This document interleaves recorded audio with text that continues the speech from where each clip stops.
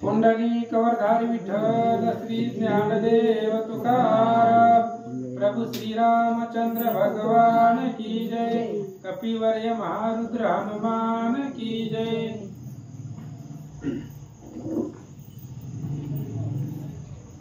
ओम श्री गणेशाय नमः, श्री सरस्वती नमः, श्री रामचंद्राय नमः। श्री दीननाथ नमया नमः। जय वैकुंठवासी मनमोहना शिरार्दितनयेन प्राणजीवना अविनाशा कल्पा द्रुमा पुरुषोत्तमा पांडुरंगा कृष्ण विष्णू सदाशिवा सकळ जीवाचा तू विसावा करुणा करा देवादिदेवा निज सौख्य ठेव तू एक तू निराधाराय आशी आधार प्राप्त नहीं नाशी अति उदार भक्ताशी चळिता दुराचार निजांगी कैवार तू घेशी तू निश्चमगाता सशी संगपेक्षा सालागशी मागे भजने प्रेम देवने अभंग करशी भवभंग दासाचा तू अनाथ अनाथ नाथ दिनांचा पाहुणा निर्वेळाची देशी अभयदाना मुळमती मी जगजीवना तरी ग्रंथरचना बोलवी मागिल्या ध्यायाच्या अंती लते वशा छळिता नृपती चित्राची लेपे सजीव होती सप्रेम भक्ती देखोई। करते श्री संत महिपती बुवा या ठिकाणी सांगताय पाठीमागच्या अध्यायाच्या अंतीला 2 चरित्र झाली। म्हणजे कालच्या अध्यायामध्ये टोटल 4 भक्तांचं चरित्र होती। पहिला गणेशनाथ, दुसरा केशव स्वामी। गणेशनाथांनी झाडाला उपदेश केला, केशव स्वामींनी त्यांच्या कीर्तनात ती जी काय कोणतं होतं ती विषारी वचना त्याचं अमृत केलं, म्हणजे माणसं मरताना वाचवली भगवंताना। आणि गोमाईसाठी भगवान परमात्मा मदतीला आला। आणि शेवटचं जे झालं चरित्र ती लतीफ शाह, तो मुसलमान होता पण भगवान श्री रामचंद्रांचं भजन करत होता। मग राजा त्याला दंड करायला आला तर चित्र काढलेलं होतं, त्या चित्रातलं मूर्ती सजीव करून भगवंतांना राधिकेच्या हातातला विडा खाल्ला। ही चरित्र पाठीमागच्या अध्यायामध्ये झालं। आता या अध्यायामधली कथा लक्ष देऊन ऐका। आता वैष्णवा माझी निधडा विराज वैराग्य मंडपाचा स्तंभ थोर तो निज भक्त संतोबा पवार चरित्र सादर परिसात्याचे। आणि आता या अध्यायामध्ये वैराग्यशील असणारा एक सद्भक्त भगवंताचा भक्त संतोबा पवार याचं असणारं चरित्र आहे। तर त्यानं त्या ठिकाणी काय काय केलं ऐका। घरी अश्व गज धन संपदा राया पास्य से मान्यता एक तुकयाचे कीर्तन ऐकता अनुताप चित्ता झाला। आणि तो संतोबा पवार त्याच्या घरी सगळं होतं, रथ घोडे अश्व त्याला पत्नी सगळे होते घरामध्ये। सगळे असताना त्याने एके दिवशी तुकाराम महाराजांचं कीर्तन ऐकलं, एकच कीर्तन ऐकलं, एकदाच ऐकलं। आणि त्या कीर्तनाचा परिणाम त्याच्यावरती झाला, त्याला वैराग्य प्राप्त झालं। ऐका। म्हणे मिथ्या संसार माया भ्रांत नरदेह तोही नाशी म्हणते आता आपण कसया व्यर्थ आयुष्य वायात वेडावे। आणि ते असणाऱ्या विचार केला संतोबानं, म्हणले सगळं खोट आहे, लटिका व्यवहार सर्व हा संसार सगळं खोट आहे म्हणले, याच्यामध्ये आपण अडकायचंच नाहीये। ह्याच्यामध्ये जर अडकलो तर विनाकारण हेलपाटा होतो, एरजार होतो। म्हणून भगवंताची भक्ती करून जीवनाचं कल्याण करावं असा विचार संतोबा करू लागला। संगतीशी सेना होती काही ते जवळी बोलावणी लवलाही शिबंदी वारोने टाकिली पाही म्हणे आपुलाले ठाई तुम्ही जावे। आणि त्या संतोबा पवारच्या सानिध्यामध्ये काही सेवक होते, त्याच्यापाशी अफाट धनसंपत्ती होते, घोडे दळ सगळं होतं। मग जे काही त्याचे असणारे सेवक होते त्यांना बोलवलं, म्हणले आता तुम्ही उद्यापासून तुमचं बघा, मी काय आता घर प्रपंच करणार नाही, मी आपला आता रोज मंदिरात जाऊन भजन करणार, तुम्ही तुमचं उदरनिर्वाह करा असं बोलू लागले. मग बोलावणी द्विजा प्रति जवळील सर्व लुटविली संपत्ती. अश्वगद रथ ब्राह्मणा प्रती वाटोनिया टाकिले.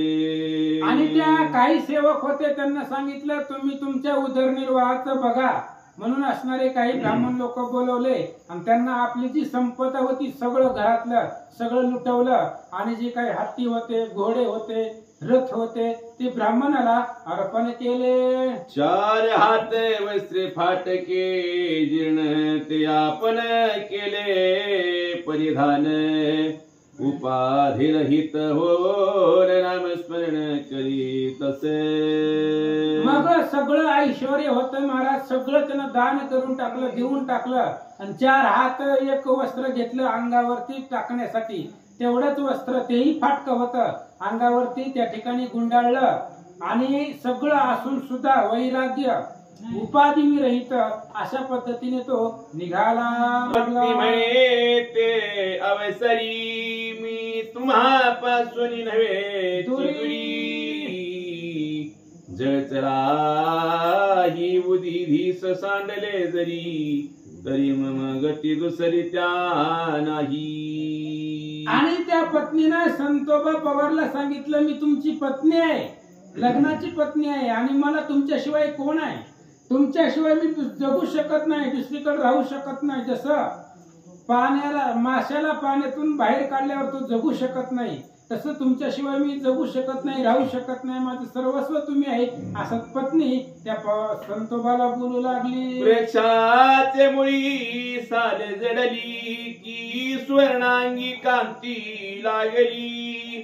ती करीन म्हणता वेगळाली वायाची बोली असत्य. आणि त्याच्या पत्नीने सांगितलं हे बघा झाड आहे आणि झाडापाशी साल असते, सालीशिवाय झाडच नाही किंवा झाडाशिवाय साल नाही, ती वेगळं करू शकत नाही. अलंकार आहे, सोनं आहे आणि अलंकारापासून सोनं बाहेर करता येत नाही. फक्त बोलण्याची पद्धत आहे, फक्त बोलावं लागतं, ही मिथ्या आहे. हे तसं वेगळं करता येत नाही, तसं मी तुमच्यापासून वेगळी राहू शकत नाही असं त्याची पत्नी बोलू लागली. विपतिव्रता व्रत्या कार्याने टाकोणी जाता गती. कोणी कांतेचे वचन संतोबा प्रतिवचन देत असे. आणि मग विचार केला हे बघा म्हणले कसं आहे, पत्नी आहे मी तुमची आणि पतीशिवाय जगू शकत नाही म्हणून त्या ठिकाणी मलाही इथंच राहायचंय. तुमचा जसा वेश आहे, जसं तुमचं आचरण आहे तसंही मी तिथे वागेल म्हणून अंगावरची दागदागिने घरच्यांनी घालून पाठवले होते ते सगळे तिनं काढून ठेवले. माझी तो आयसी उदास व्रती तुझा वस्त्रे अलंकार बहुत सती. कांता म्हणता तुझ प्रतिलाज चित्ती वाटेल. आणि त्या संतोबाने सांगितलं हे बघ माझ्या अंगावरती फाटकं कपडा आहे आणि तुझ्या अंगावरती पायाच्या नखापासून सगळ्या अंगावरती सोना आहे, अलंकार आहे आणि माझी बायको म्हणायला लाज वाटेल म्हणले मला सुद्धा.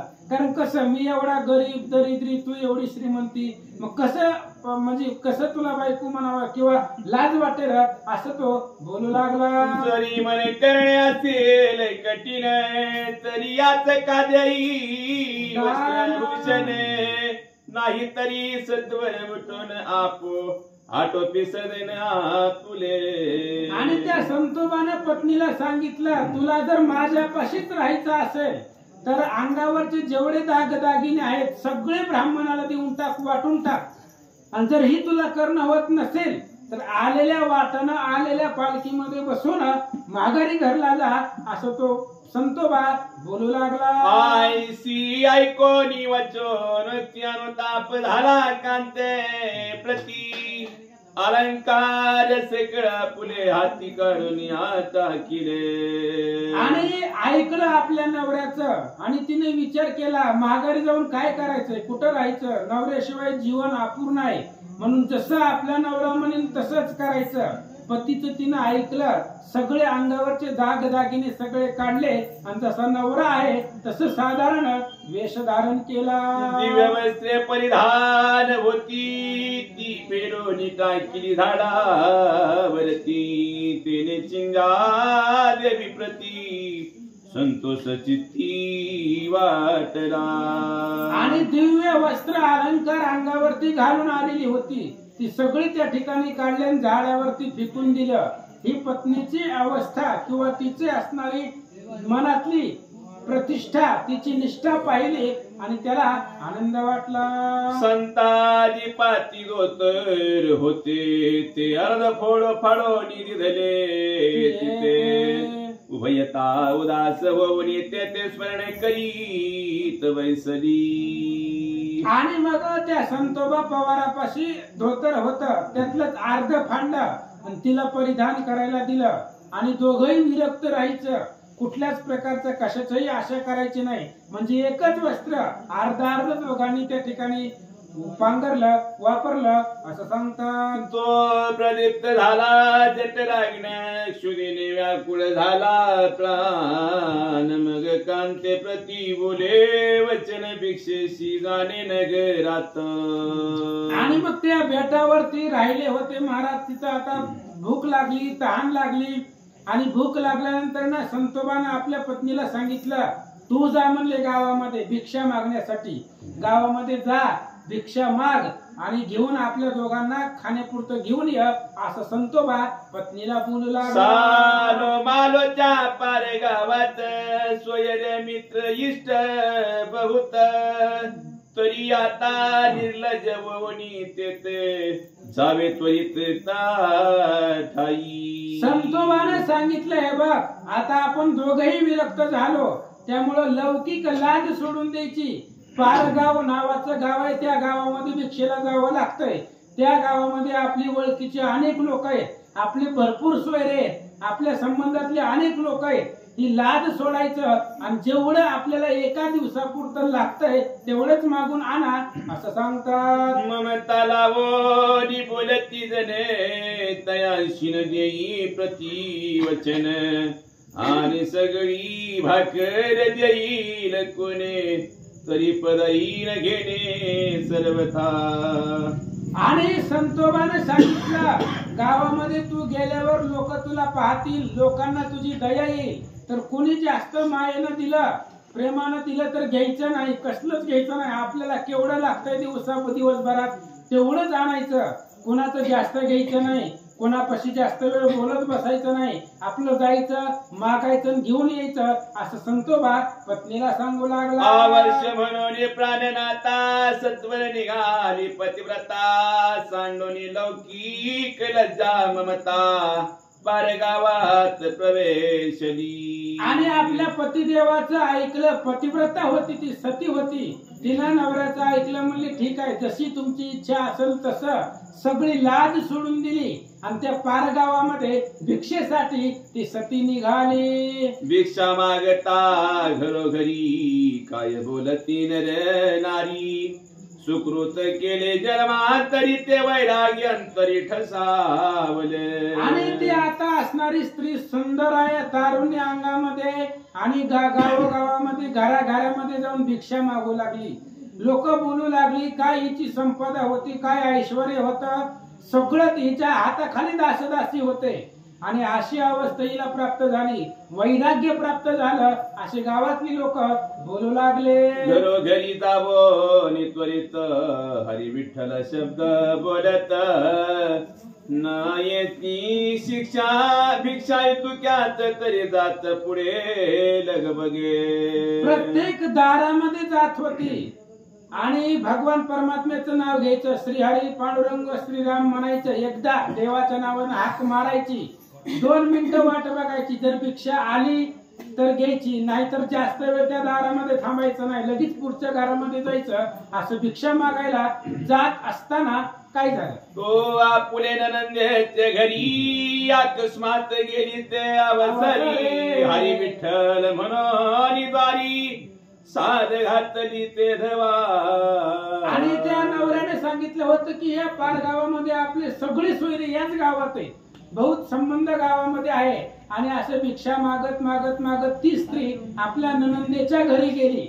आणि भाऊजाई दारामध्ये भीक मागायला आल्यावर त्या ननंदेला चांगलं वाटेल का हो, त्या ननंदेच्या घरी गेली आणि बाहेर दरवाजात उभा राहून तिला भीक मागू लागली, भिक्षा मागू लागली.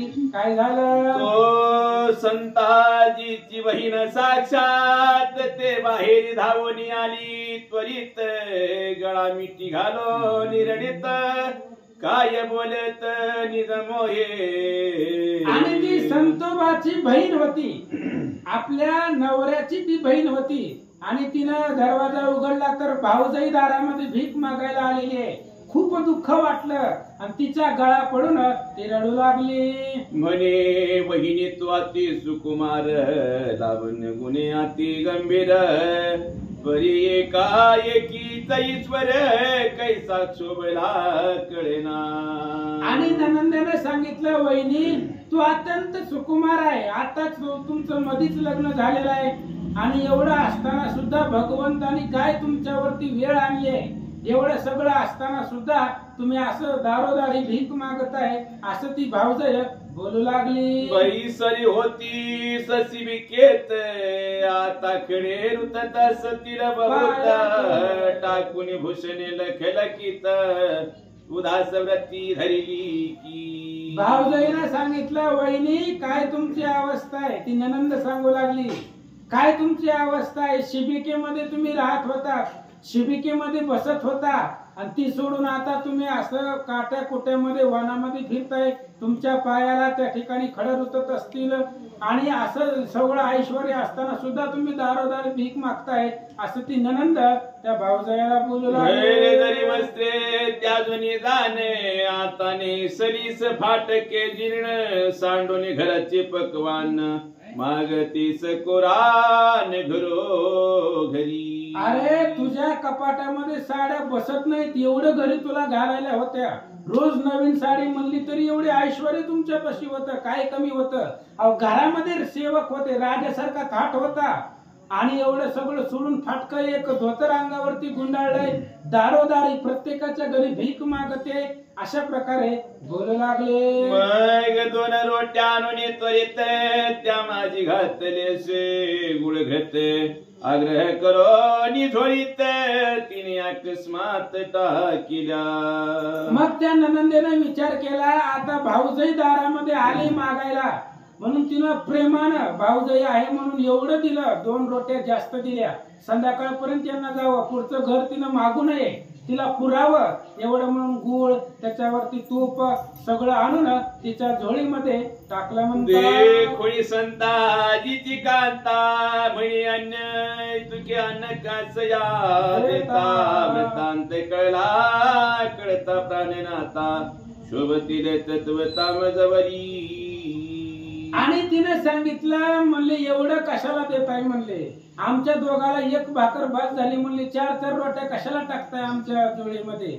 आमच्या पतिदेवाला जर कळलं, संतोबाला कळलं तर तो माझ्यावरती रागवेल, एवढं काही देऊ नका, असं ती त्या ठिकाणी बोलू लागली. सदगदित हो म्हणे मी मायेने देत असे साजनी, तरी आश्रमासी जावो पैसा भोजनी उभयता. त्या ननंदेने सांगितलं, वहिनी मी प्रेमानं देते म्हणली तुम्हाला, मी मायेनं देते आणि त्याच्यामुळे घ्या, याचा स्वीकार करा, जावा तिथं तुमचं जिथं वास्तव्य तिथं जावा आणि बसून दोघंजण पोटभर आनंदानं खावा, असं ती ननंद बोलू लागली. आपुले शपथ घालिता परतले बंधुती निज कांता, बेटात येवो पतिव्रता म्हणे भोजन प्राणनाथा करावे. आणि त्या पतिव्रतेनं त्या ननंदेनं शपथ घातली, वहिनी घ्या, माझी शपथ आहे तुम्हाला, घ्या, आम्ही देते तेवढं घ्या. आणि प्रेमापोटी खूप आग्रह केला ननंदेनं, म्हणून त्याच्या प्रेमापोटी तिनं सगळं घेतलं आणि जिथं ज्या बेटावरती आपल्या पतिदेवाचं वास्तव्य होतं तिथं गेली आणि नवऱ्याला जेवणासाठी बोलवलं. भिक्षा मागुनी आणली होती ती झोळी पुढी ठेवली निघोती, तो सगळ्या रोट्यावरची ती दृष्टीस पडल्या ते देवा. आणि मग नवरा जेवायला बसला, संतोबा पवार जेवायला आला, पत्नीने भिक्षा मागून गावातनं आणलेलं होतं, ती झोळी खोलली, तर अनेक रोट्या बाहेर निघाल्या.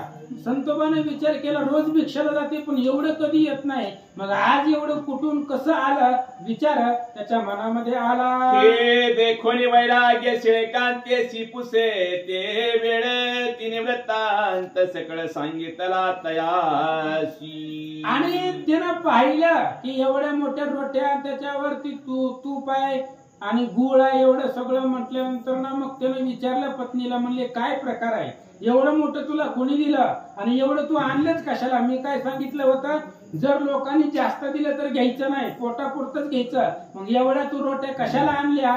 असं ती संतोबा पवार बोलू लागले. पेसी कांत्याशी बोले काही परतोन परगावी जाई जे थोडी मिष्टान आणलेस पाही ते ज्याचे त्याशी देई परतोनी. संतोबा पवारांनी सांगितलं महागारी जाई सगळं घेऊन, झोळीमध्ये टाक आणि सगळं घेऊन जाई, मिष्टान नाही. आणि तू जिथून आणलंय त्या पारगावामध्ये जा, ज्यानं तुला दिलंय त्याच्या घरी जा, त्याला सगळं महागारी दे आणि आपल्याला जेवढं लागतंय तेवढंच डोळे ठेव, बाकी सगळं त्याला देऊन ये, असं संतोबा पवार बोलू लागले. नाय कशी जरी वचन तरी सर्वथा मीन करी देखो भ्राताराचे निर्वाहन गेले परतोन त्या ठाई. आणि मग त्यांनी सांगितलं संतोबा पवारानं पत्नीला, हे बघ तू जर महागारी गेली नाही तर मी जेवणारच नाही. मग आता नवरा जेवत नसेल तर बाकीच काय करायचं एवढ्या पंचपक्वानाला? म्हणून तिनं घेतली जोळी उचलली आणि त्या ननंदेच्या दारामध्ये आली. ननंदेसी व्रतांत सांगून भिवले पाशी आले परतोन तो अस्तमाना गेला तरणी काहुरे गगनी दाटले. आणि मग काय झालं, एकदा त्या ठिकाणी गेला तो परत, ती स्त्री परत आली, ननंदेकडे आली, तिला सगळं सांगितलं. म्हणलं मी खूप आग्रह केला पण तुमच्या भावानं काय याचा स्वीकार केला नाही, त्यामुळे माघारी दिलं. आणि परत ते भिवरेच्या किनाऱ्यावरती बेटावरती गेले, जेवण केलं, संध्याकाळ झाली. काय झालं, भुगमा प्रजन्य पडला फार तो अकस्मात सरते आला पुरे मनी झाली चिंता तुला म्हणा कैसा विचारे करा. ती ननंदेच्या घरी आली आणि घरी आल्यानंतर ना तिच्या भाकरी महागारी दिल्या, पण जायच्या वेळेस संध्याकाळ झाली आणि पाऊस आला. मध्यंतरी नदी होती आणि नदी असल्यामुळं पूर आला आणि पूर आल्यामुळं तिला नवऱ्याकडे जाता येत नव्हतं, त्यामुळं तिला अवघड वाटलं. देव गुरुआत्मा भ्रातार तो पहिला तिरी राहिले दूर इकडे अंतरला संसार कर्म दुस्तर बळवंत की. आणि त्या संतोबाच्या पत्नीने विचार केला, आता काय करायचं?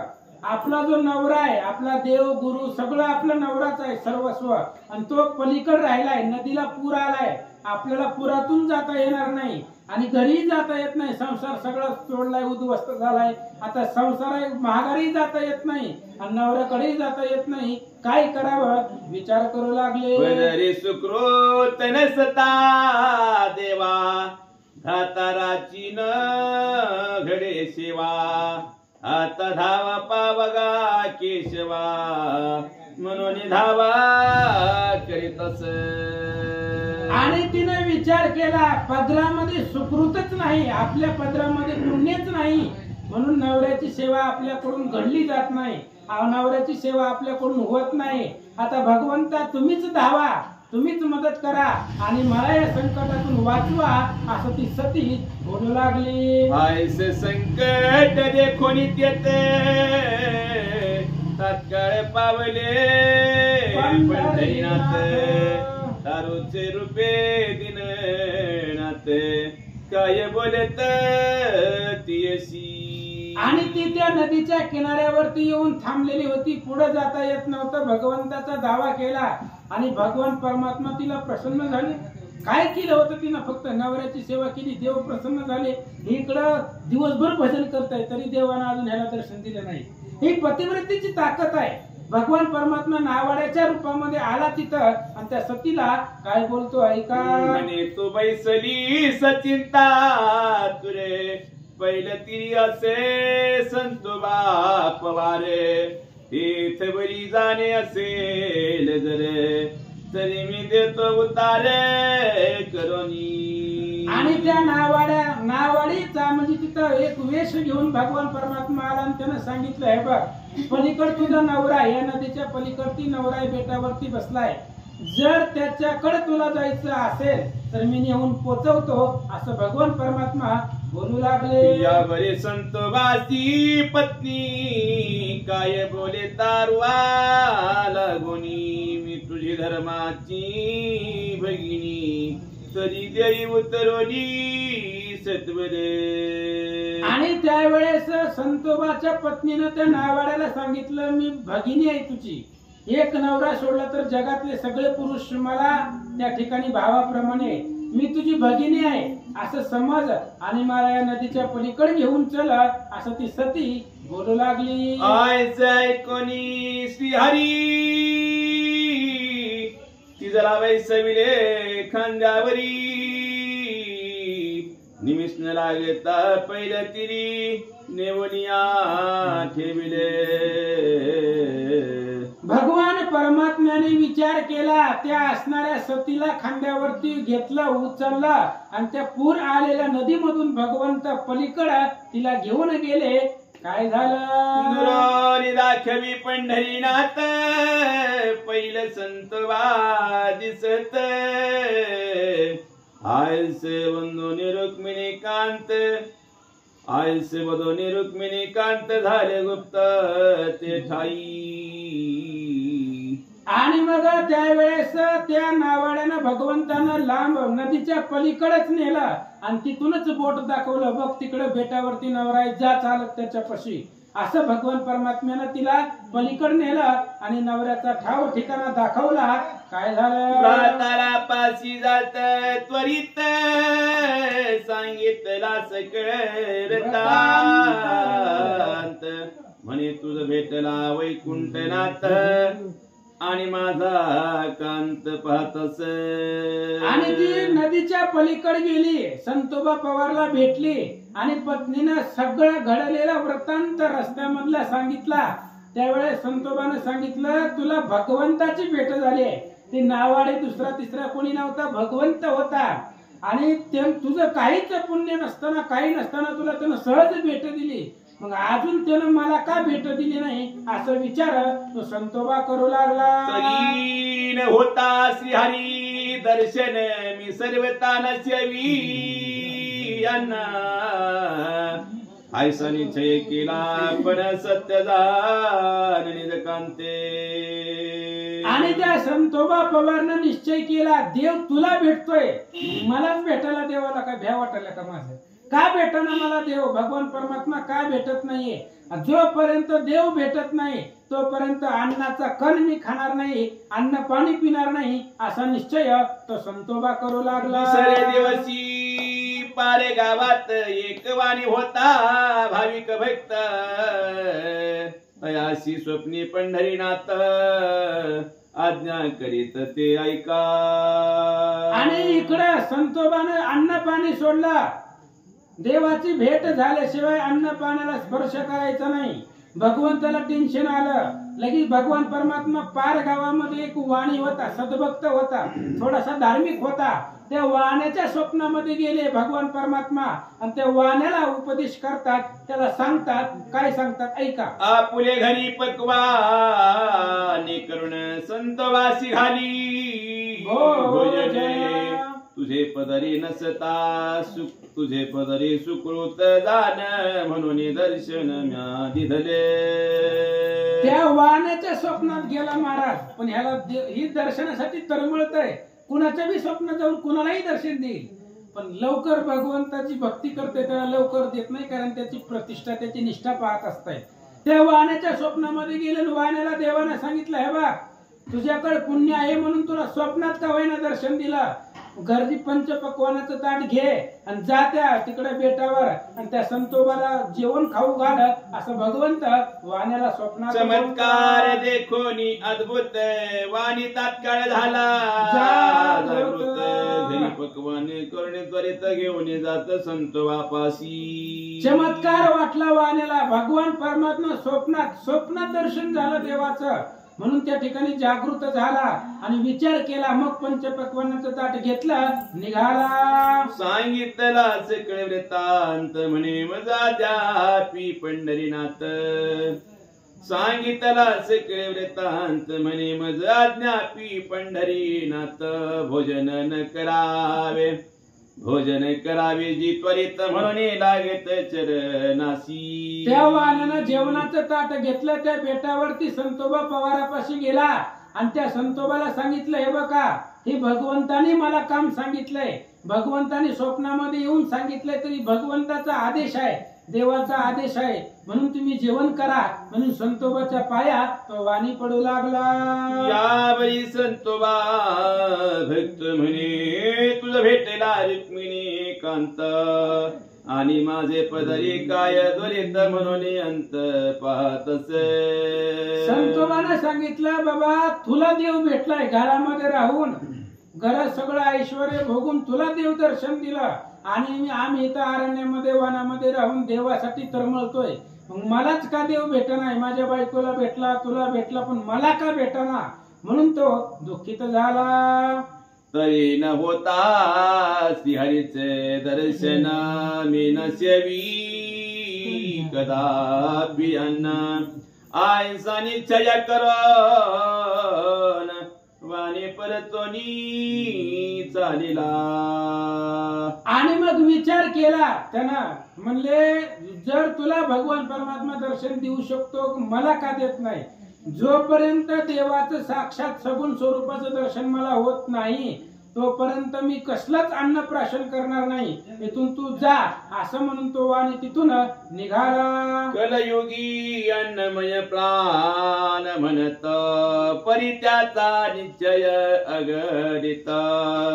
अंतर जाणून रुक्मिणी कांत भेटले साक्षात येवोनी. कलियुगामध्ये अन्न हेच जीवन आहे. अन्नाशिवाय आपण जास्त दिवस उपाशी राहू शकत नाही, जगू शकत नाही. लयतले 2 दिवस खूप झालं बिगर अन्नाचं, पण जास्त दिवस आपण अन्नाशिवाय जगू शकत नाही. हे भगवंतानं पाहिलं, म्हणले आता ही अन्नप्राशन करणार नाही, आता आपणच जावं. म्हणून भगवंतानं सगुण साक्षात स्वरूप त्या संतोबाला दर्शन दिलं. यावरी रांजण गावात संतोबा नित्य भिक्षेशी जात. तेथे एक ब्राह्मण होता भक्त, तो अखंड भांडत कांतेशी. आणि या ठिकाणी आता त्याच रांजण गावामध्ये एक ब्राह्मण होता, अभक्त होता. तो रोज बायकोला काही ना काही कारणावरनं भांडत होता. आबा या इकडे नवरा बायकोची भांडण मिटवा. रोज बायकोला काही ना काही कारणावरनं भांडत होता महाराज. रोज बायकोशी भांडत होता. या वाचतो. आपणची काढोनी कुलापत कलय करी ते नित्य नित्य. कांता जरी काही उत्तर देते तरी भय घालित तीसी. आणि ते ब्राह्मण रोज बायकोला बोलत होता, आपणच खोड्या काढा, आपणच काहीतरी कारण करायचं, भांडणं करायचं. रोज भांडणं केल्याशिवाय त्याला घरात करमतच नव्हतं. रोज भांडायचं. त्यांनी सांगितलं, पहिला अध्याय त्यांनी संपवलाय. मग रोज काही ना काही त्या ठिकाणी भांडण करायचा, बायको बरोबर भांडण करायचा. आणि मग बायको जर रागावली तर त्या बायकोला काय उत्तर देत होता ऐका. म्हणे संतोबा पवारायचे मी वैरागी होईन तैसा. तुझी होईन दुर्दशा मी संसार आशा टाकीन. रोज भांडायचं महाराज बायकोला. बायकोनं काय बोलायला की हे बघ ती संतोबा पवार आहे ना, तसा होईन म्हणला मी, विरक्त वैरागी होईन म्हणला मी. बघ मग तुझं कसं व्हायचं. बायको घाबरायची महाराज. नवरा सोडून गेला पुन्हा कसं व्हायचं. ही होत नव्हतं तसं, पण धमकी देत होता बायकोला. जर तू मला काय बोलली, फक्त मीच भांडणार, तू काहीच बोलायचं नाही. जर तू बोलली तर मी त्या संतोबा पवारासारखा वैरागी होईल. अशा पद्धतीने तो बायकोला रोज त्रास देत होता असं सांगता. आयसे बहात्कारे बोलून दावित ब्राह्मणे कांता उगीच राहत. जैसा कोल्हाटी शस्त्र धाडीत अंगी सुरत्व नसताची.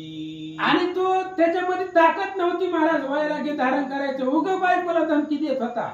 तू जर काय बोलली की मी तसं होईन म्हणायचं. होत नव्हता, फक्त बोलायचा. बायको शांत बसायची. जर झालं वैरागी तर काय करायचं. त्याच्यामुळे त्या ठिकाणी सांगू लागले. की अंगी नसता गर्भछाया पंजा डोहाळे सांगितसे माया की प्रजन्याविण मेघाची छाया गर्जना वाया आकाशी की हृदयावरी नसता कुंचाकृती ही जडे स्त्रियांचा कार्य धाविती ना तरी छत्र सिंहासन नसताती बहुरूपी होती नृपवर देवी चित्ती नसता शांती विरक्ती जैसा वैराग्याच्या गोष्टी सांगती त्याशी प्रपंचा परमार्थी नाही गती दोहीकडे असो आता तो ब्राह्मण पाहे कांतीसी अखंड दाविती भये येरी चिंता क्रांत होय उगाच राहे ते समयी. आणि तो असणारा ब्राह्मण रोज बायकोला भांडण करायचा, भांडण हीच काढत होतं घरातल्या बारीक सारीक गोष्टीवरनं, रोज भांडायचा. आणि बायको काय बोलायला लागली की म्हणलं मी तसा होईल, आणि त्याच्यामुळे ती बायको आपलं शांत बसून ह्याचा अन्याय सहन करत होती असं सांगतात. हो एके दिवशी संतोबा भक्त अंगणी भिक्षेशी आले त्वरित ते कल्प स्वतांत त्याचे जवळी सांगितला. आणि एकदा असंच झालं, ते असणारा ब्राह्मण घरी नव्हता तेव्हा त्याचे तो संतोबा पवार त्याच घरामध्ये भिक्षेला आला. आणि भिक्षेला आल्याबरोबर बायकोनं सगळं सांगितलं. म्हणले महाराज असं रोजच म्हणत आहे, रोज मला त्रास देतोय, मी काय बोलले की तुमचं नाव सांगते असं होईल म्हणतोय. असं संतोबा पवारला त्या ब्राह्मणाच्या पत्नीनं सांगितलं. म्हणे स्वामी घरधनी पिसा पोवणे तुम्हा म्हणे तुम्हा ऐसा यासी उपाय करावा कैसा सांगल तैसा ऐकीन मी. आणि त्या ब्राह्मणाच्या पत्नीनं संतोबाला सांगितलं. म्हणले महाराज माझा जो नवरा आहे ना रोज तुमच्यासारखा होईल म्हणतोय, असं मी जर काय बोलायला गेली तर तुम्हाला तुमची भीती दाखवतोय, मग याला उपाय काय आहे, मी काय करू. असं बोलल्यानंतर संतोबा पवार काय सांगतात. विष्णू भक्ता उत्तर देती तिसी तो जेव्हा भांडण करील तुझची मग टाकी सांग देऊन तयासी पाटवी मज पासी सत्वर. संतोबा पवारनं त्या पत्नीला सोपा उपाय सांगितला. हे बघ उद्यापासून जर त्यानं भांडणं केली आणि त्यानं जर तुला धमकी दिली मी संतोबा पवारासारखा होईल तर घाबरू नको, जा म्हणले तुला कसं व्हायचंय तसं हो, आणि पाठवून दे माझ्याकडे आल्यावर मी बघतो म्हणले काय करायचं. असं पत्नीला संतोबा पवार काही मंत्रोपदेश सांगून करो न देईन तुझ स्वाधीन जैसी दरवेशी माकडा कारण हिंडे घेऊन घरोघरी. आणि संतोबा पवारनं त्या ब्राह्मणाच्या पत्नीला सांगितलं जर त्यानं उद्या भांडणं केली तर दी पाठवून माझ्यापाशी, जा म्हणा तुला कसं व्हायचंय तसं हो. माझ्यापाशी जर ते आलं तर मी त्याला चांगलं एक कानमंत्र देतो, त्याला उपदेश करून चांगलं सरळ करून मी तुझ्याकडे पाठवतो असं सांगतात. अवश्य म्हणो नीती क्षण ब्राह्मण कांता लागली चरणी संतोबा भिक्षा घेऊन गेले आश्रमी आपुल्या. आणि पत्नीने सांगितलं ठीक आहे म्हणले आता मग त्या संतोबा पवारने सांगितल्या पद्धतीने करायचं. संतोबा पवारला भिक्षा दिली, संतोबा पवार निघून गेले आपल्या बेटावरती आपल्या निवासस्थानावरती. इकडे ती ब्राह्मणाचं काय होतं ऐका. तो निमिषण लोटताची सत्वर बाहेरून आला तिचा भ्रातारे म्हणे स्वयंपाकाशी कालाविला उशीर क्षुधातुर झालो. संतोबा पवार निघून गेले, लगेचच तिचा नवरा बाहेर गेला होता. काही काम नसते, ती उगाच गेला चक्कर मारून आल्यानंतर लगेच बायकोला भांडायला लागला. एवढ्या वेळ असतोय का म्हणला जेवायला, किती वाजले ते आता, मला सकाळचं जेवण लागतंय तुला कळत नाही का, कस काय उशीर केला जेवणाला स्वयंपाकाला, म्हणून भांडू लागला. मी संसाराचा त्याग करीतो संतोबा पवार ऐसा होतो मग चित्तास येईल तेथे जातो वाद घालीत आयशा रीती. मग त्याने सांगितलं आता राहत नसतो म्हणले घरामध्ये, ते संतोबा पवारासारखा जातो म्हणला असं वैरागी होऊन आता संसाराचा त्यागच करणार असं बोलल्यावर आता बायको काय म्हणते ऐका. कांता देत प्रत्युत्तर आता कासया करिता जैसा झाला संतोबा पवार भासत्वर तया ऐसे. बायकोने सांगितलं जावा की म्हणले अडवलंय कुणी, तुम्हाला व्हायचं ना संत बापासारखं जावा म्हणले, आता उशीर कशाला करता चांगल्या कामाला, असं बायकून प्रत्युत्तर दिलं. ऐकून पत्नीच्या वचन विचार पडेला तो ब्राह्मण, म्हणे आता कसया ठेवावे जिन, सक्रोध मन झाला. बायकून सरळ सांगितलं, जावा तुम्हाला कुठं जायचंय तिथं जावा म्हणले. ह्याला टेन्शन झालं महाराज. रोज आपण फक्त बोलत होतो, पण एवढं सोपं आहे का वैरागीन संन्यासी व्हायचं? अशा पद्धतीने त्याने विचार केला आणि तो आता निघाला तो वैरागी व्हायला. संतोबा पवाराकडे जातो. आता तिथं गेल्यावर त्याची काय अवस्था होती, कशी अवस्था होते, उद्याच्या प्रसंगामध्ये ऐकू. पुंडलिक वरदाय विठ्ठल श्री ज्ञानदेव तुकाराम कपिवर्य महारुद्र हनुमान की जय.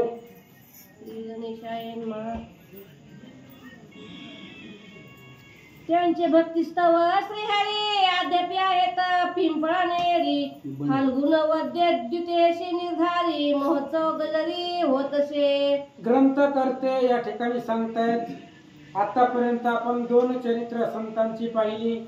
एक संतोबा पवार, त्याचं आपण कालपासून पाहतोय चरित्र, कसं भगवान परमात्म्याने त्याला तारून नेलं. त्याच्यानंतर ना निळोबा संत तुकाराम महाराजांचे शिष्य, पिंपळनेरला आजही त्या ठिकाणी त्यांचा महोत्सव होतो, यात्रा होते असं सांगतात. आणि एक चरित्र साळगाणा धारुळकर उद्धविदान, देश प्रेम करिता कीर्तन देशावर अशी चालिले. आणि आता अजून एक संत आहे, भक्त आहे, उद्धव चितगण त्यांचं नाव आहे. केचपशी धारूळ गाव आहे आणि त्या धारूळ मधले ते रहिवासी संत आहेत, भक्त आहेत. आणि कीर्तन करत करत भक्ती करत करत देशावरला त्यांनी यात्रा करण्यासाठी ते निघाले.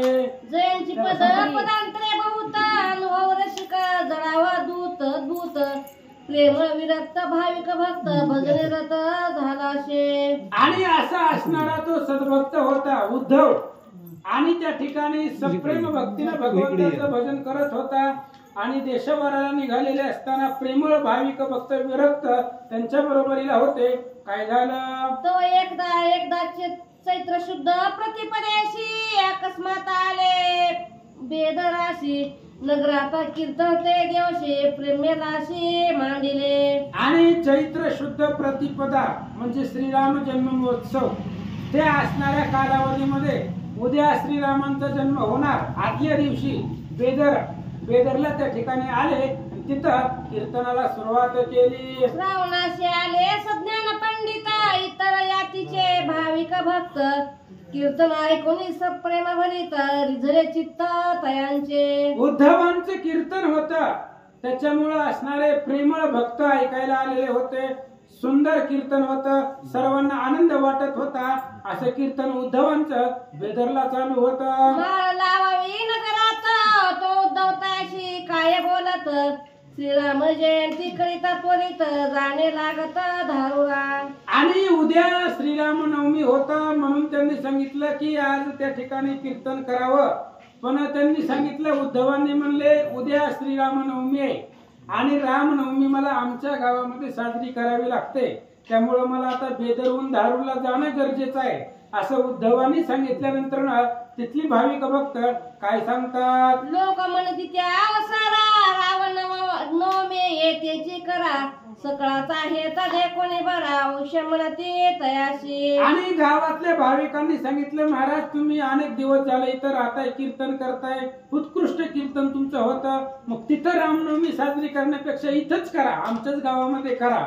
कारण कुठेही तुम्ही रामनवमी साजरी करणार आहे, श्रीरामांचंच कीर्तन करणार आहे, मग तिथं करण्यापेक्षा इथं करा, इथं भाविक जास्त आहे, आम्हालाही ऐकायला आनंद वाटेल असे लोक उद्धवाला बोलतात. मग प्रशांत वाडा पाहुणी त्वरिता मंडप उभारीला तेथ मकर करुणी तयांत अयोध्यासनाथ बैसविले. आणि मग आता श्रीराम जन्म महोत्सव आहे, त्याच्यामुळे त्या ठिकाणी सुंदर अशा प्रकारचा मंडप वगैरे टाकला गेला आणि त्याच्यावरती सिंहासन केलं आणि अयोध्येमध्ये राहणारा भगवान परमात्म्याची मूर्ती त्या सिंहासनावरती स्थापन केली, बसवली असं सांगतात. हरिदास वैष्णव बोलावणे नित्य करीते हरिकीर्तन नाना परीची पक्वाने करून ब्राह्मण संतर्पणा करीत असे. आणि मग त्या ठिकाणी असणारे अनेक प्रकारचे ब्राह्मण वगैरे बोलवले.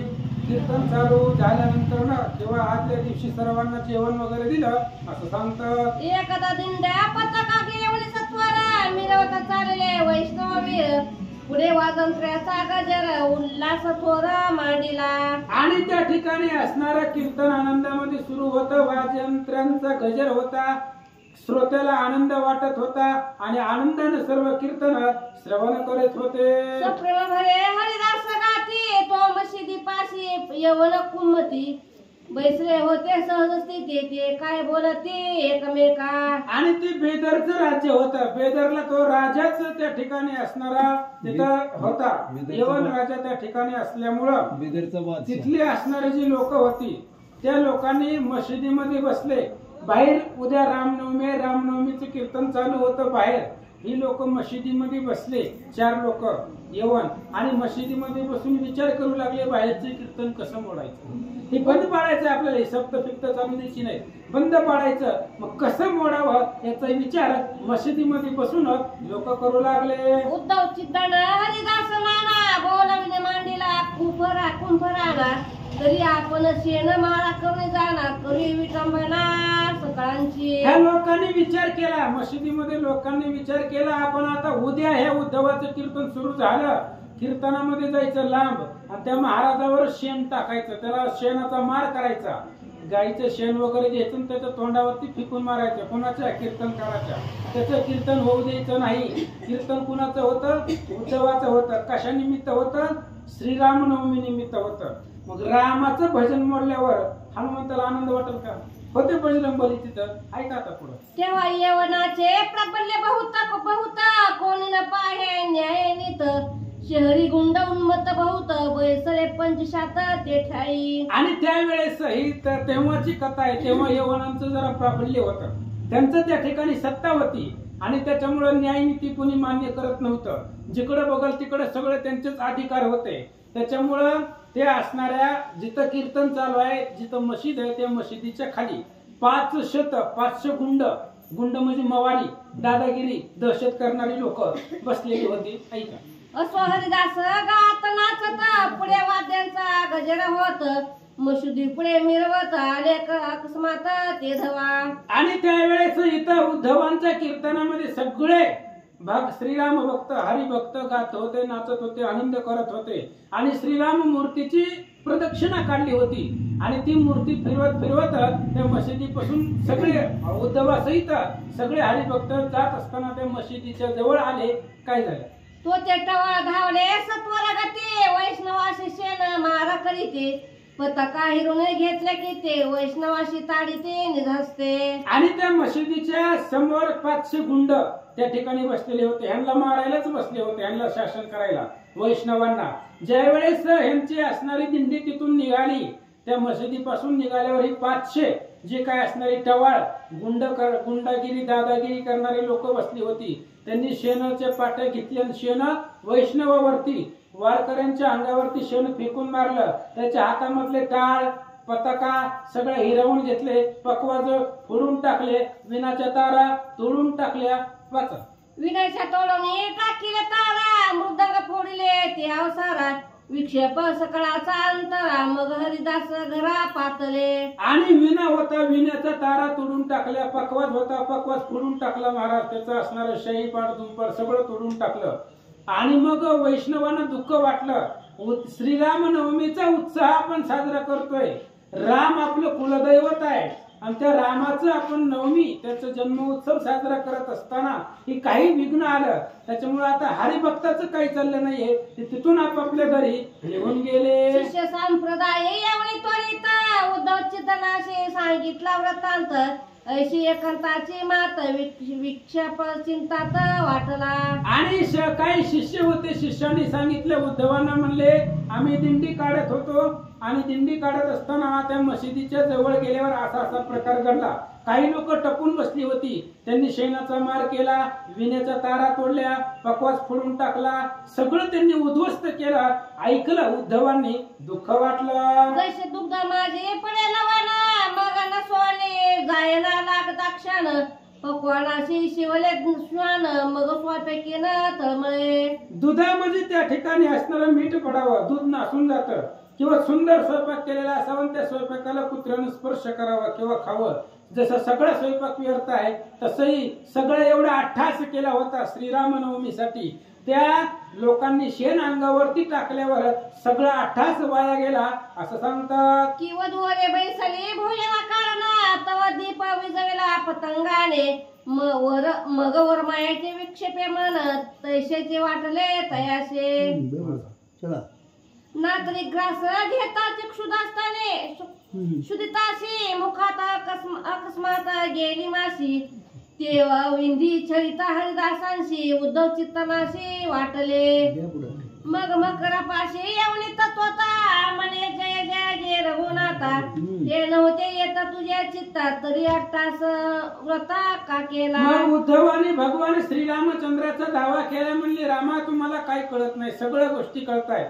जर तुमच्या मनामध्ये इथं रामनवमी साजरीच करायची नव्हती आम्हाला, मग आम्ही आमच्या गावाला केली असती, आमच्या गावात कुणी आम्हाला अडवलं असतं, उत्साहामध्ये साजरा केली असती. इथं रामनवमी साजरी करावी तुमच्याच मनामध्ये नव्हतं, आणि तुमची सत्ता असताना हे असणाऱ्या यवनांनी आमच्यावरती अशी अवस्था आणली. उद्धव भगवान श्रीरामांना बोलतात,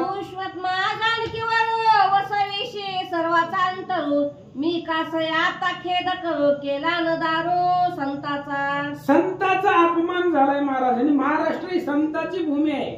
संताला पूजा करायची असती, देव सारावे परत आहे, संत पूजावे, संताची पूजा करायची, देवा एवढीच संताला त्या ठिकाणी महत्व असतं. आणि उद्धवाने सांगितलं संताचा अनादर झालाय, संतावरती शेण टाकलंय, आणि भगवंता तुम्ही सगळं करतोय, विश्वात्मा आहे, सगळ्या बुद्धीला चालना देणारे तुम्ही, जगावर तुमची सत्ता आहे, आणि तुम्ही असताना ही अवस्था भक्ताची झाली असं सांगतात. मग रघुनाथाची मूर्ती उचलवणे देवाऱ्याशी ठेवले त्या क्षणी मकर टाकिले मोडूने मंडप सोडणे ठेविला. आणि मग भगवान श्रीरामचंद्राची मूर्ती देवाऱ्यावरनं आणली होती रामनवमी साजरा करण्यासाठी. चौकामध्ये मकर वगैरे बांधले होते, आणि रामनवमी साजरी करायची म्हणून देवाऱ्यातनं उचलून तिथं आणली होती. पण ही सगळं प्रदक्षिणा करायला गेल्यावर सगळं ह्या लोकांनी शेण वगैरे टाकलं, म्हणून रामाची मूर्ती उचलली, देवाऱ्यामध्ये नेऊन ठेवली, आणि जेवढा अट्टहास केला होता, मंडप वगैरे टाकला, सगळा सोडून टाकला. सगळे संत घराकडे निघाले. हरिदासाशी कवली न म्हणा करीत बैसले श्रीराम भजन तो मरोते आले क्रोधायमान मने बेदर घालीन पालथे. भगवान श्रीरामचंद्राला नमस्कार केला सर्व संतांनी, एकमेकाला नमस्कार केला. संत आपल्या घरी निघून गेला, संतांचं काम झालं, जे काय वारकरी होते त्यांचं काम झालं. पण हनुमंताला भयंकर राग आला महाराज. राम कार्यामध्ये विघ्न होतं. माझ्या श्रीरामांचा जन्म आहे, माझ्या रामाची नवमी आहे, त्या दिवशी ही नवमी पूर्ण झाली नाही, उत्साह पूर्ण झाला नाही. हनुमंताने विचार केला एक बेदरच पालतं घालून, म्हणजे हे बेदर उचलायला काय उशीर लागतोय. अद्भुत राग मारुतीला आला.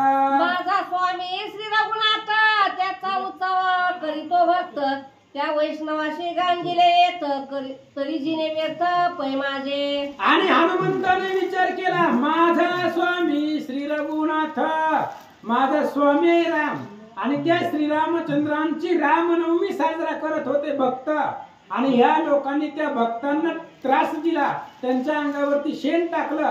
मी असताना रामाच्या भक्ताला जर त्रास होत असेल तर माझं जगणं व्यर्थ आहे. हनुमंत बोलतात, मग मशिदीवरी अंजली सूत उभा ठाकला जाऊन त्वरित टवाळ उंड पंचशात बैसले होते त्या खाली. आणि मशिदीच्या खाली ही असणारी 500 गुंड लोक बसली होती. हनुमंत मशिदीच्या वर गेले, मशिदच ठेवायची नाही महाराज. विचार केला हनुमंतानं, रामनवमी साजरी होऊ दिली नाही ह्या लोकांनी, त्याच्यामुळे आता कोणालाच ठेवायचं नाही. मशिदीच्या खाली 500 लोक बसली होती. हनुमंत मशिदीवर गेले, काय करतात, धरून मशिदीची भिंती निजकडे हलविता मारुती जवळ फकीराची झोपडी होती तेण्यावरची ती देखिले. आणि हनुमंत मशिदीवर चढले आणि एका हाताने ती मशिदीची भिंत हलवू लागले. मशिदच पाडायची हनुमंतानं ठरवलं होतं.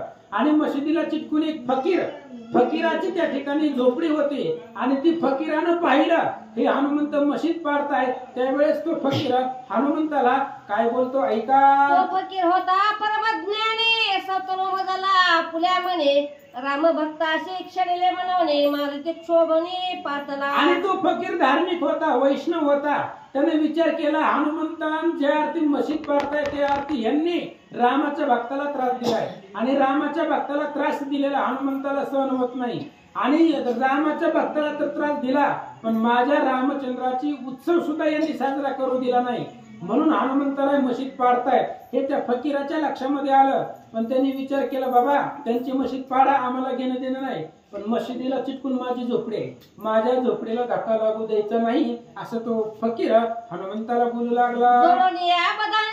हनुमंताशी म्हणे ते वेळी माझी झोपडी हाय खाली तरीच वाचविले पाहिजे. आणि त्यावेळेस त्या ठिकाणी सांगितलं हनुमंताला हात जोडले फकीरानं आणि सांगितलं बजरंगबली काय करायचं ते बिंदास करा, आम्ही आडवं येत नाही, पण थोडासा विचार करून करा, कारण इथं मशिदीला चिटकून माझी झोपडी आहे, गरीब सामान्य भगवंताचा भक्त आहे, उदरनिर्वाह करतोय, आमच्या झोपडीला हात लागू देऊ नका, बाकी तुम्हाला तोडायचंय फोडायचंय काय करायचंय ते करा. बघा ज्यावेळेस हनुमंताला लंका जाळली, 2 मिनिटात सांगतो, लंका जाळली त्यावेळेस लंकेतले सगळी लोक नाहीत मारली महाराज. जे रामाचं भजन करत होतं, रामाचं भजन बिभीषण एकटा करत होता, कोणी सांगितलं? रावणाच्या पत्नी सुद्धा रामाचं भजन करत होत्या. जय जय श्रीरामाचे भक्त, जी रामाचे भक्त होते, रावणाच्या स्त्रिया होत्या, सगळ्यांना हनुमंतानं जळत्या घरात वाचवलं होतं, सगळ्याला मरू दिलं नाही. ज्याच्या मुखात रामाचं नाव आहे त्याला अग्नीत सुद्धा हनुमंतानं वाचवलं, त्याला अग्नीने स्पर्श केला नाही. तसं सांगतायत बाबा ही मशीद पाडून टाक पण माझी झोपडीला धक्का लागू देऊ नको असं तो फकीर हनुमंताला बोलू लागला. गोष्टी ऐकून यायशी टवाळा म्हणते एकमेकांशी पिशे लागले फकीराशी बोलत कोणाशी कळेना. आणि फकीर हात जोडून हनुमंताला बोलत होता. हनुमान मशिदीवर होते, मशिदीच्या खाली टवाळ लोक होती, 500 गुंड दहशतवादी करणारी लोक खाली होती. त्यांनी विचार केला ही महाराज येडं झाले काय, म्हणजे कुणाला बोलतोय, वरी कोण आहे काय दिसत नाही, अशा पद्धतीने बोलतात. तो म्हणे एक वानर एवढी मशीद पाडू पाहे झालं तरी तुम्ही आताचे उठवून पळा बाहेर सत्वरे. फकीराने सांगितलं हे बघा वानर आले, ती काय सामान्य वानर आहे का?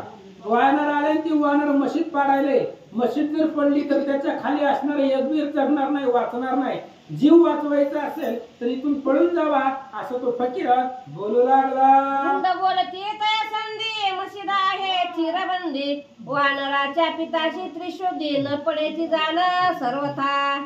त्यांनी सांगितलं महाराजा गुंड लोकांनी, म्हणले ते हनुमंताचा बाप जरी आला तरी मशीद त्याला पडणार नाही, चिरबंदी मशीद आहे. अरे ह्यांना हनुमंताची ताकद काय माहित आहे? लागता बाहूची चपेट मेरू मंदार होती पीठ. हनुमंताच्या हाताचं वार जरी लागलं तरी ती मोठमोठे पर्वत पीठ होत होते. आणि ही खालची लोक म्हणतायत गुंड हनुमंताचे वडील जरी आले तरी भिंत पडत नाही. हे त्या लोकांचे शब्द हनुमंतानं ऐकले, राग आला, काय करतो ऐका. ऐशे कथांची माता पण क्षोभला श्रीराम दूत निमिषन लागवता अकस्मात मशीद पाडून टाकिले. आणि त्या लोकांनी बोलले की हनुमंताचे पप्पा जरी आले तरी मशीद पडणार नाही. हनुमंताने विचार केला, म्हणले माझे पप्पा काढायला लागलेत खाली बसून, पण माझ्या पप्पाची काय गरज आहे, माझ्या ताकद नाही का म्हणले. हनुमंतानं ऐकलं, भयंकर राग आला महाराज. आणि एकाच क्षणामध्ये एक भिंत पाडायची होती, सगळी मशीदच बोका केली, सगळी मशीद पाडून टाकली. मगच पाडली असती पण त्या फकीरामुळे वाचली होती. ज्यावेळेस त्यांनी बोलले हनुमंताला त्यावेळेस हनुमंतानं ती मशीद पाडली, खालची बी मारले आणि राहिलेल्यानं सुद्धा हनुमंत मारू लागले. एकाची अहंकार म्हणत्या गटीत झाले थोर येऊन वाड्यापाशी सत्वर जाऊन कोणी सांगती. आणि हाहाकार झाला, ती मशीद हनुमंतानं बांधली आणि त्याच्यामुळे सगळं त्या ठिकाणी हाहाकार झाला. त्याच्या खाली असणारी लोक त्या ठिकाणी काही मारली गेली, काही गेले त्या बिदरच्या राजाकडे, त्याला जाऊन सांगू लागले की मशीद पडली अकस्मात गुंड मरून गेले बहुत तो त्याचे पोटी सुळ अकस्मात उठीला लोळत गडबडा. आणि त्यावेळेस त्यांनी त्यांच्या राजाला जाऊन सांगितलं, म्हणले मशीद पाडली आणि त्या मशिदी खाली जी लोक होती ती लोक त्या ठिकाणी मेली, कोणाचं पोट दुखायला, पोटामध्ये पोटशूळ उठले, अशा पद्धतीने सांगू लागले. तो ज्या फकीराने देखील वानर तो अविंदाशी जाऊन सांगे सत्वर की उद्धव चित्तानाथ भक्त थोर छळीले साचर तयांशी. आणि ज्या फकीरानं हनुमंताला पाहिलं होतं तो त्या यवनांच्या राजाकडे गेला, म्हणलं हे बघा त्या वानरानं मशीद पाडली. ज्या वेळेस श्रीराम नवमीचा त्या ठिकाणी दिंडी प्रदक्षिणा होती तेव्हा तुमच्याच लोकांनी यांच्या अंगावरती शेण फेकलं आणि ती कारण राम भक्ताला त्रास झाला किंवा राम कार्यामध्ये विघ्न आलं ते हनुमंताला सहन होत नाही आणि ती वानर मध्येच हनुमंत आहे त्यानंच पाडलं असं फकीर सांगू लागला. कवळाने केला शेण मारा त्याने शोभला मारुती वानर मनात करून याने कर मशीद सत्वर पाडीला. आणि तुमच्या लोकांनी इकडे विष्णू भक्ताला राम भक्ताला त्रास दिला. राम भक्ताच्या अंगावरती शेण टाकलं पताका हिरावून घेतल्या आणि हनुमंतानं पाहिलं राग आला. हनुमंताला रामाच्या भक्ताच्या अंगावर माझ्या समोर शेण टाकलं म्हणून हनुमंताला भयंकर राग आला आणि त्या रागामध्ये हनुमंतानं त्यांची मशीद पाडून टाकली असं सांगतात. ऐशी वार्ता ऐकून भयभीत झाला तो यवन मग उद्धव चिंतनाचे शरण येऊन वंदिले सद्भावे. आणि अशा पद्धतीची वार्ता सांगितली फकीरानं. म्हणले फक्त मशीद पाडले तुमचं बेदर जर तुम्हाला वाचवायचं असेल कारण ते हनुमान वानराचं पण लंका पालती घालायला मागं पुढे येत नव्हते एवढी बलवान वानर आहे त्याच्यामुळं फक्त मशीद गेली जाऊ द्या.